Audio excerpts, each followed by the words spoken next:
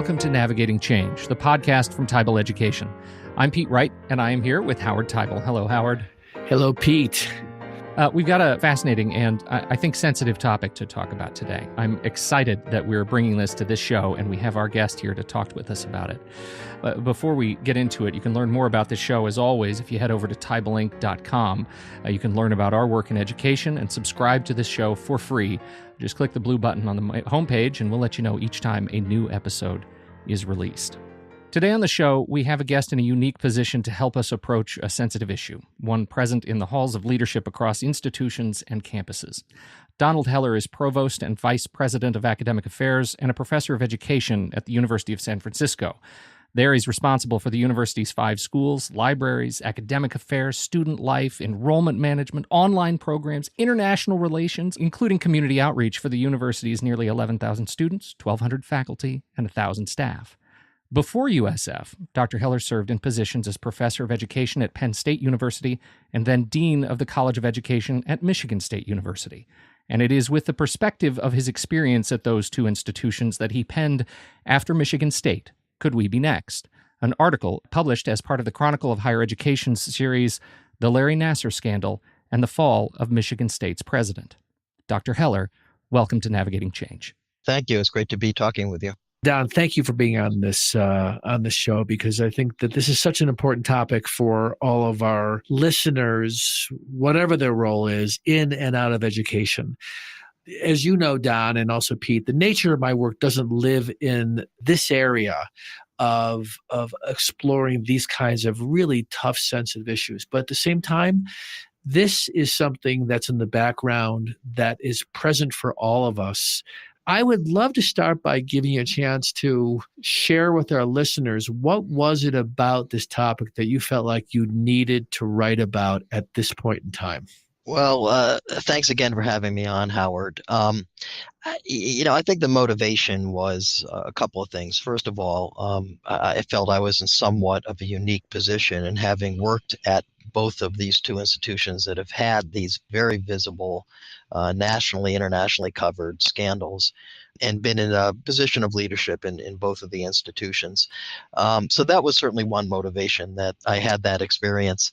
The second motivation was, as I reflected on it, and certainly as the scandal really broke at Michigan State in the wintertime, and then I was thinking back on the experience I had at Penn State, I really realized that there were some lessons to be learned here from the experience that I had. And I've written for the Chronicle a number of times over the years, and I just felt that this was another opportunity for me to share with the readers in the Chronicle, which of course involves many leaders of higher education around the country, what I thought were some pretty important lessons that I certainly took out of my experience at these 2 institutions.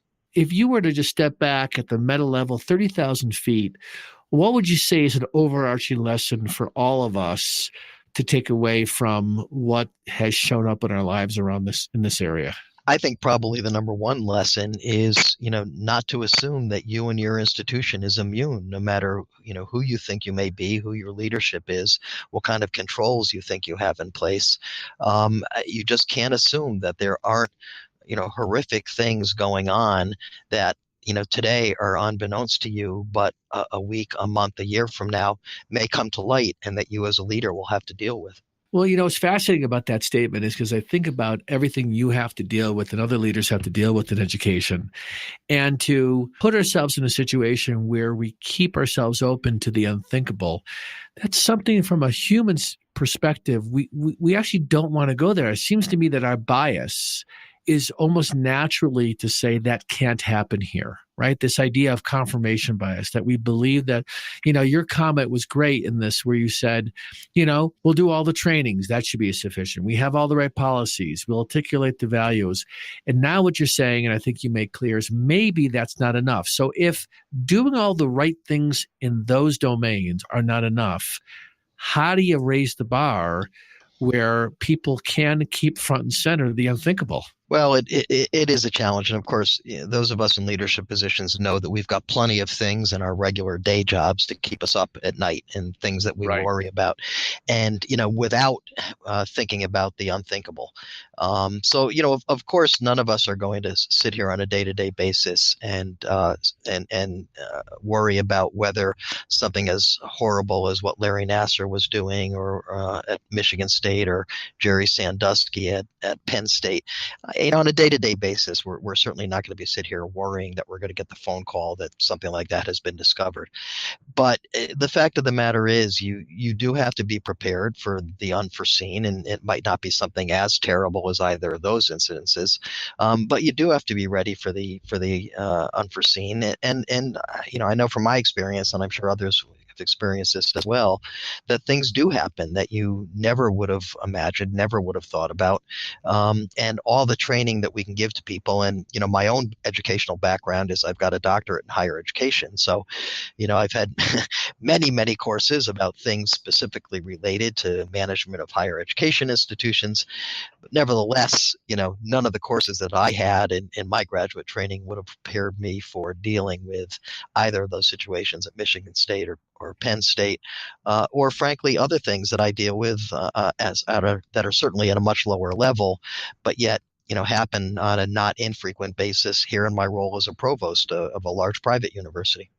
As I listen to you tell the story too, I'm thinking that this question about unthinkable can be broadened beyond this unthinkable that we're talking about in the stories from Michigan State and Penn State. So the capacity to consider that other areas, whether it be around race, whether it be around financial sustainability, and I'm not comparing the two in any way in terms of their impact on us as human beings, but if we broaden this, do you see that preparing us for unthinkable in this particular case is also a way for us to think about other things that could show up for us that we might be in denial around? Well, you certainly. I think you have to realize that that's going to happen. That while I can't imagine, at my current institution, I can't imagine anything as terrible as those other two examples happening here at my institution.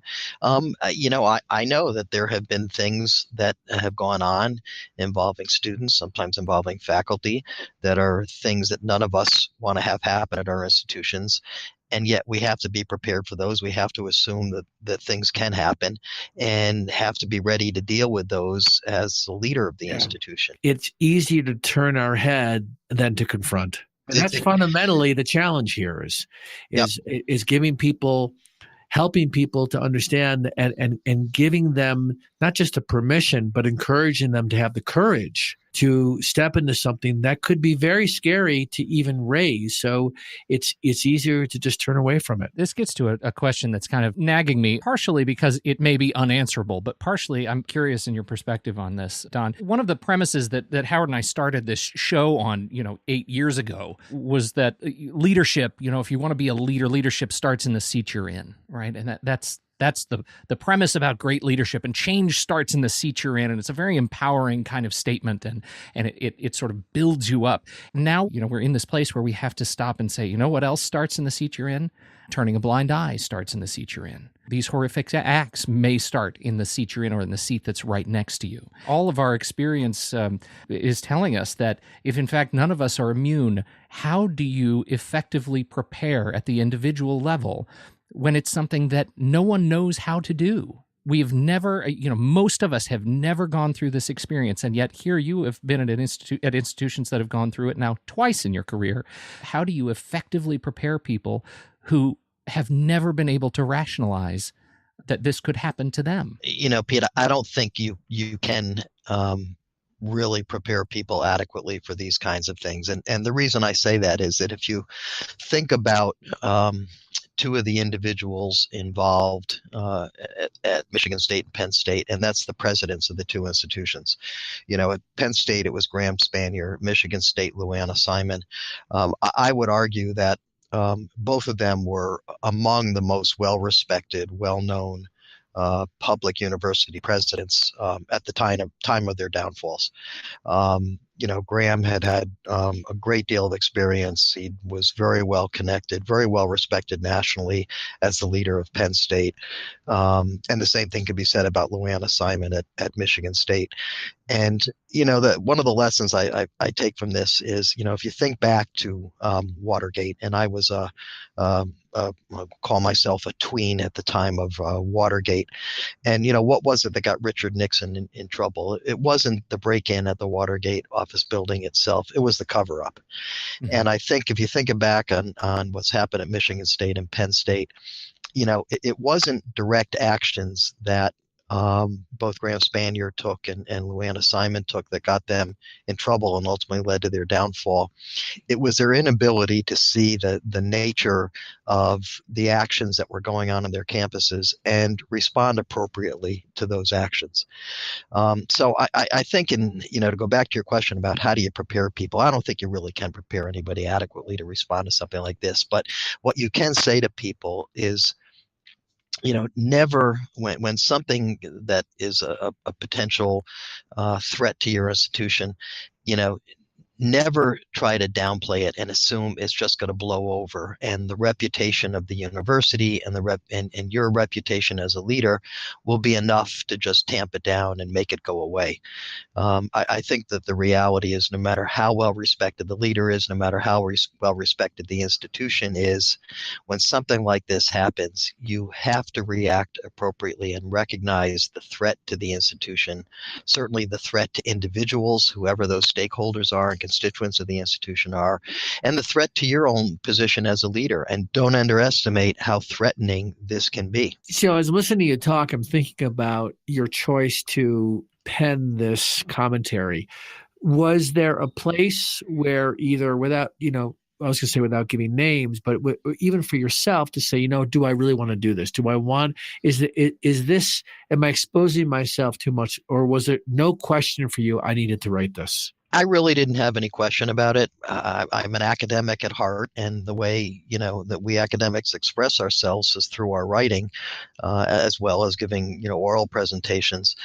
So I never really questioned whether I should write about this. And again, because I had somewhat of a unique perspective, first of all, very personally, it was somewhat cathartic to be able to write about this and share the story with people beyond my relatively close circle of friends and colleagues who knew the experiences I had had. So certainly from a personal standpoint, it was cathartic.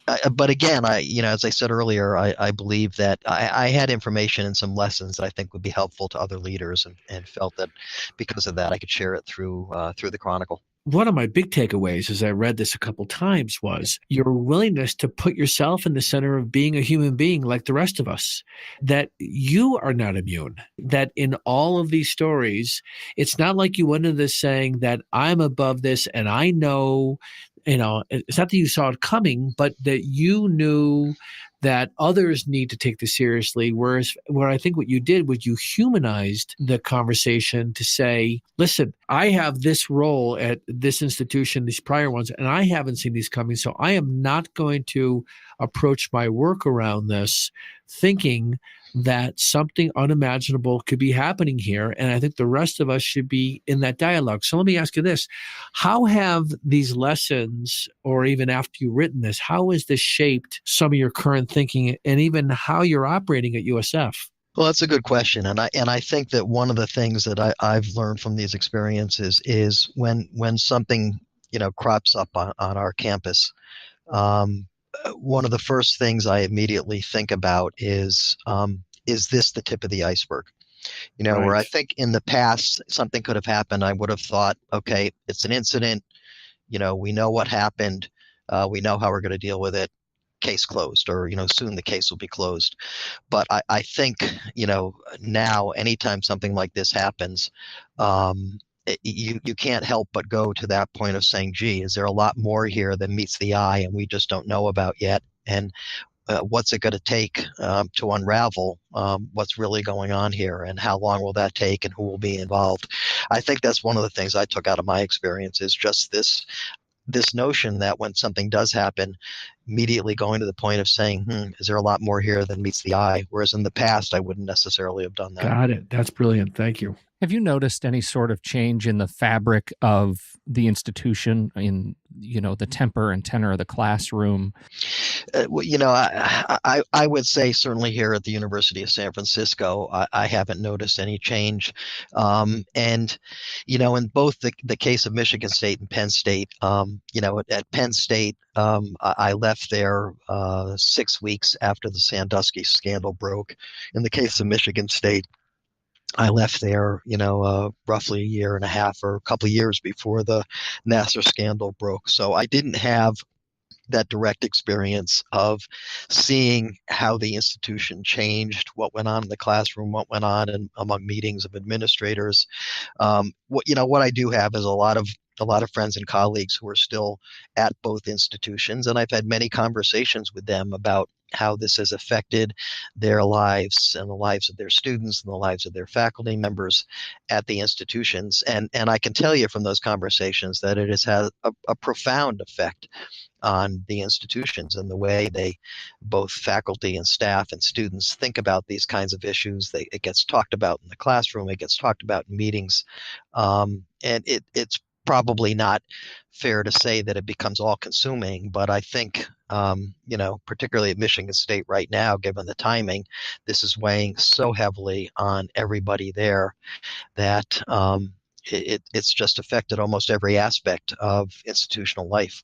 Don, I'm thinking about having done so much work over the years with institutions where there's a hierarchy and people are often paying attention to how do I, if I have an issue, I'm going to raise it a level up. So in this case, if we think about, if you're a coach, you're going to raise it to your athletic director. If you're a faculty member, you're going to raise it to your dean.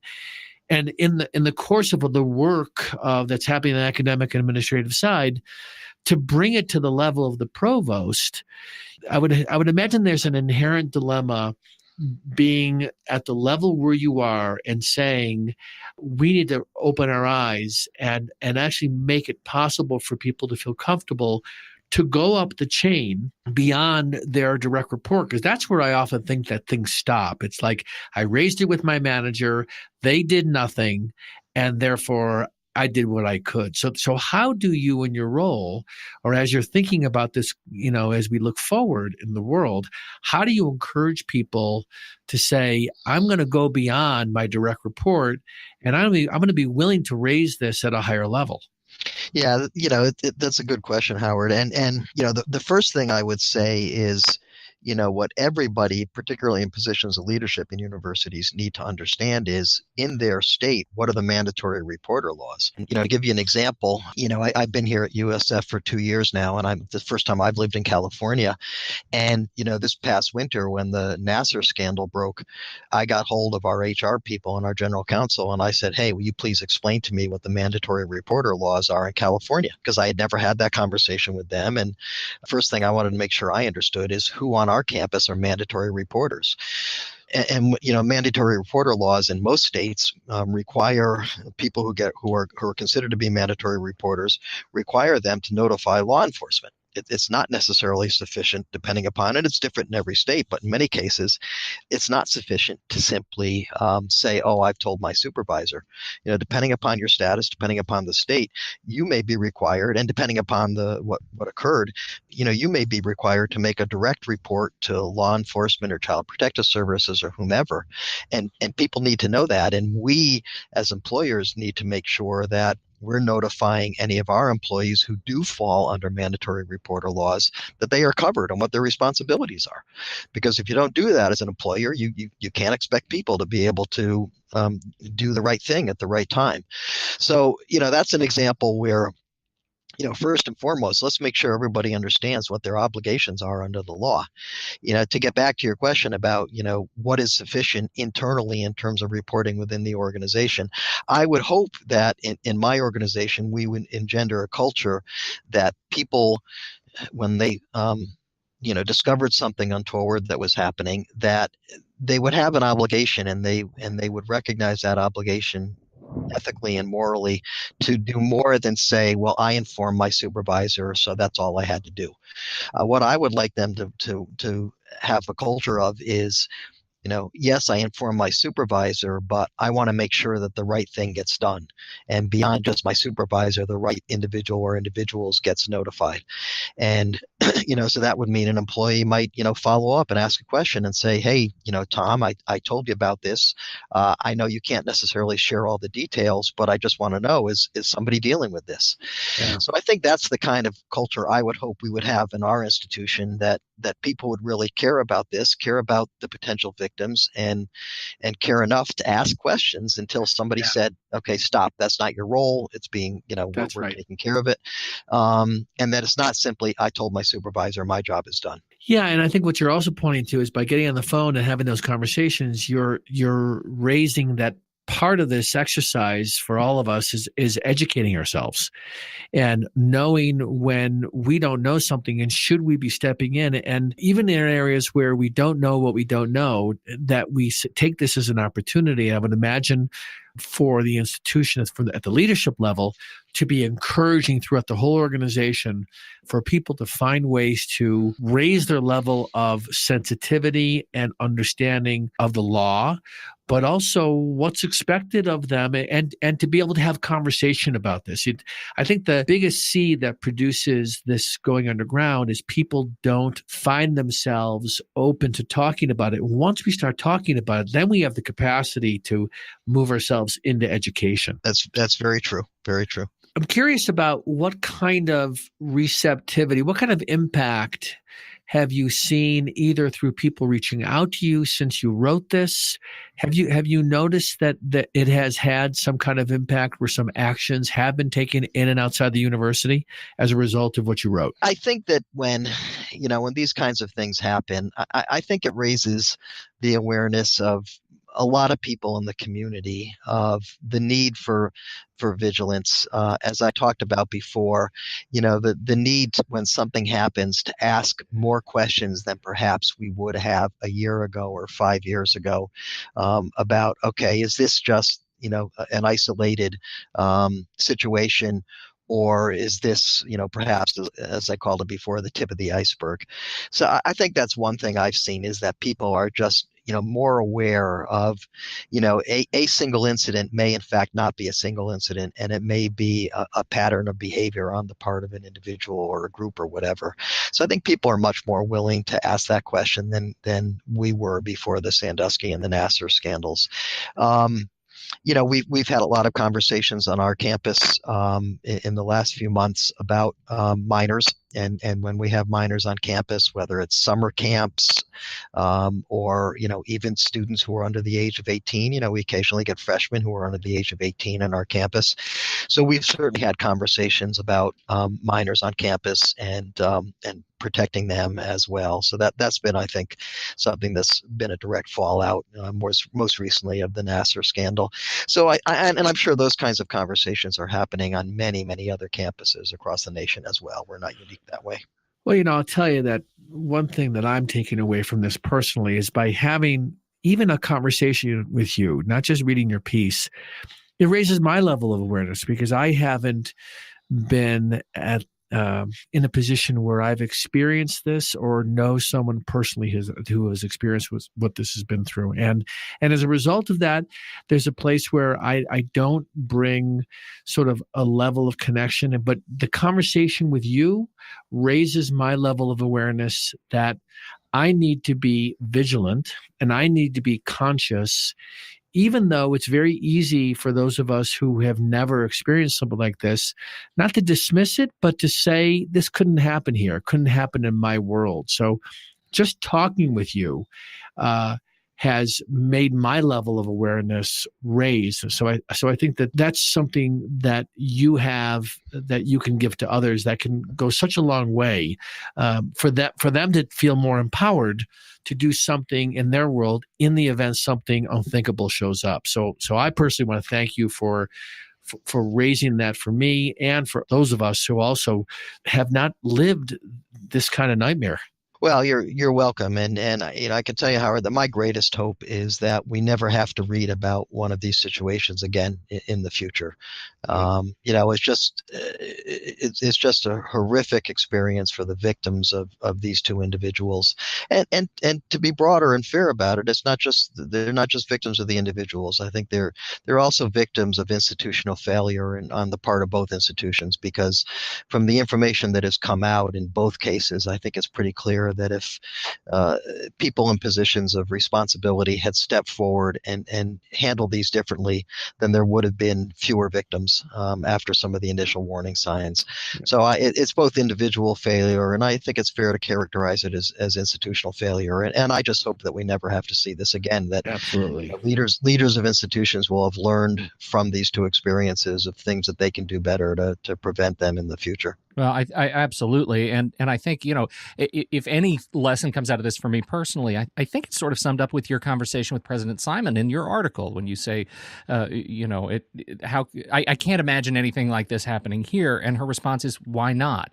For me, that's representative of this initiative to stand up as a leader and say, I don't know how to do this, but I know I have to learn. I don't know what to do next, but I know I have to do something. And to take ownership of the level of uncertainty and do so in a transparent way. As you say, it's the cover-up that'll kill us. And in this case, we clearly have a lot to learn, but we can learn. Don Heller, Provost, University of San Francisco, thank you so much for your time and attention today. Oh, you're welcome, and thanks for having me on the podcast. I'm humbled by this conversation, and I'm just really thankful that we're bringing something that is probably is more important than most of anything we talk about, Pete. Yeah. This is something that I'm grateful that Don brought this to us on the show. Absolutely. And Howard, I mean, I think to your point exactly, for you and me, I don't know how to do this, and I know we have to learn. This is new territory, and we can do it. We will put links in the show notes, both links to Don's work at University of San Francisco to learn a little bit more about Don, but most importantly, to the Chronicle article, After Michigan State, Could We Be Next? We encourage everybody to go take a look at that. It is a fantastic piece.